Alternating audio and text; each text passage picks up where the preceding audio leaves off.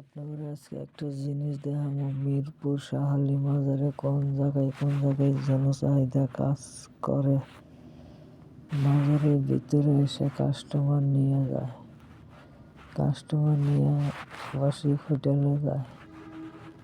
200 টাকা করে নিয়ে হোটেলে 100 টাকা দেয়।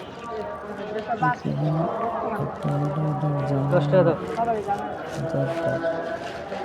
কোম্পানি মাজারের এক সাইডে এগুলো কাজ চলে। মিরপুর শাহালি মাজার বলেন একটা মাঠ আছে, মাঠে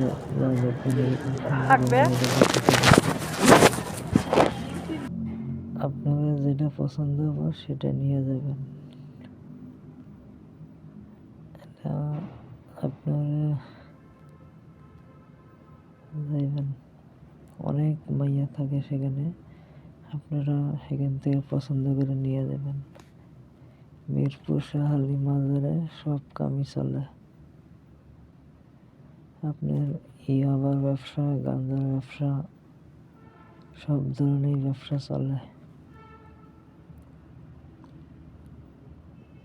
তো আপনাদের এটা জানার দরকার।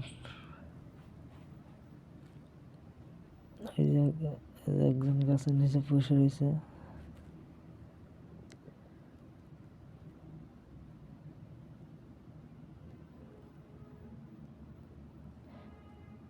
আপনারা আমার চ্যানেলে ভিডিও যদি ভালো লাগে চ্যানেলটা সাবস্ক্রাইব করবেন, এমন এমন সুন্দর সুন্দর ভিডিও করবেন। মিরপুর সারাইতে এগুলো চলে মাজারের ভিতরে। সেখানে আপনি সব ধরনের জনচাহিদার লোকজন পাইবেন অনেক। আপনার কিছু করলে মানে আপনার পাশে দাঁড়াবেন, দেখবেন আপনারই ডাক দিব।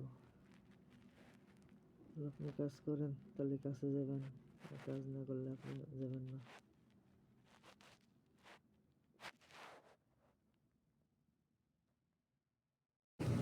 আমি তো মানুষের কাছে শুনে বিশ্বাস করতে পারিনি যে মাজারে এইগুলা কাম চলে।